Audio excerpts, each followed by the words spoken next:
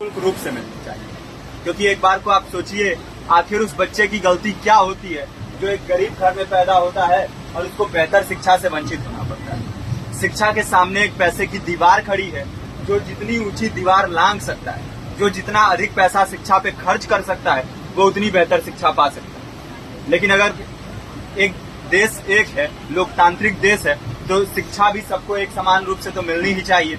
आज परिस्थिति ये है कि एक तरफ तो प्राइवेट स्कूल हैं जो लूट के अड्डे बने हुए हैं, वहां पे आप एडमिशन कराने जाएंगे तो सिर्फ एडमिशन के नाम पे ही आपको 10,000 20,000 रुपए देना होगा। और कमीशन खोरी का ऐसा धंधा है कि कॉपी, किताब, टाई, बेल्ट, ड्रेस, जूता कहाँ से खरीदना है ये आप नहीं तय करेंगे वो प्राइवेट स्कूल वाले। यानी आम लोगों की मेहनत की आखिरी कौड़ी उनके जेब से वसूल लेना चाहते हैं। और दूसरी तरफ सरकारी स्कूलों में न तो पर्याप्त टीचर है, न पर्याप्त बिल्डिंगे हैं।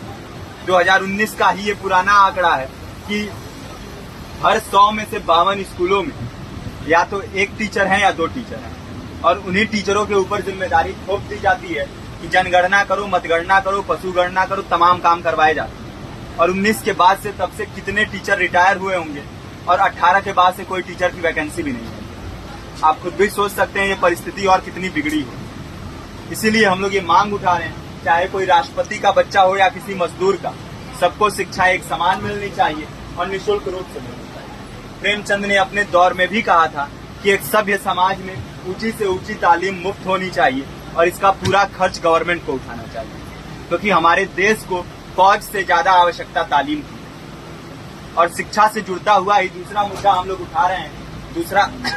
दूसरा मुद्दा है रोजगार का। रोजगार की परिस्थिति ये है कि आज सरकारी सेक्टर हो या प्राइवेट, सब कुछ ठेका संविदा के हवाले किया जा रहा है। परमानेंट नौकरियां लगातार घटाई जा रही है। इसी रेलवे में 1995 के आसपास लगभग 18.5 लाख कर्मचारी काम करते थे, लेकिन आज उनकी संख्या 12 लाख है। आप खुद भी सोच सकते हैं कितने बड़े पैमाने पे परमानेंट पदों को घटाया जा रहा है। और आज आलम ये है, एक तरफ लाखों पद खाली पड़े हैं, फिर भी कोई वैकेंसी नहीं निकलती। जो वैकेंसियां निकलती हैं उनमें भ्रष्टाचार होता है, पेपर लीक हो जाते हैं। RO, UP police, BPSC, SSC, CGL, ऐसे तमाम पेपर लीक हो चुके हैं, आप लोग भी जानते ही हैं। अभी नीट की धांधली में ये पता चला कि एक एक पेपर 30 लाख से 50-50 लाख रुपए में बेचा गया। हम और आप तो ये पैसा नहीं दे सकते। पूरी की पूरी कारस्तानी सरकार, प्रशासन, शिक्षा माफियाओं की होती है। और भुगतता कौन है? आम घरों के लोग, जो लोग सालों साल तैयारी करते हैं, दिन भर में 10-10 घंटे, 12-12 घंटे पढ़ते हैं। और इतनी कड़ी मेहनत के बाद, सालों साल की मेहनत के बाद उनके हाथ लगती है तो सिर्फ हताशा, निराशा, अवसाद।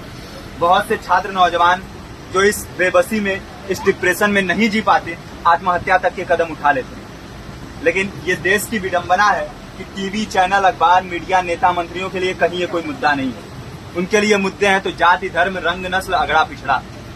आज जब पूरी परिस्थिति इतनी भयावह है तो ये जरूरी है कि लोगों के बीच में जाया जाए, लोगों को संगठित किया जाए और एकजुट किया जाए। क्योंकि आज अगर अपने मुद्दों पर बोलेंगे नहीं तो कल को ये परिस्थिति और बिगड़ेगी। हो सकता है ले दे के अपनी जिंदगी तो हम लोग काट ले जाएंगे, लेकिन आने वाली पीढ़ियों को क्या भविष्य देके जाएंगे, ये भी सोचने वाली बात है। हमारे साथी ने आपको पर्चा दिया है, पर्चा आप तक पहुंच गया है। पर्चे में और भी बातें हैं, इसको पूरा विस्तार से पढ़िए। पर्चे में हमारा नंबर है, संपर्क कीजिए। फेसबुक का, इंस्टाग्राम का लिंक है, आप वहां पे जाएंगे तो आपको पता भी चलते रहेगा कि लगातार किन किन माध्यमों से हम इस अभियान को चला रहे हैं। नुक्कड़ नाटक, संगीत, शिक्षा सहायता मंडल, लाइब्रेरी, तमाम माध्यमों से इस अभियान को चला रहे हैं और कोशिश कर रहे हैं कि बड़े से बड़े पैमाने पर हर जगह पे लोगों को संगठित किया जाए और एकजुट किया जाए। आपके बीच भी आए हैं आपका साथ और सहयोग दें। साथ इस रूप में कि आप भी हमारे इस कारवां और इस मुहिम से जुड़िए।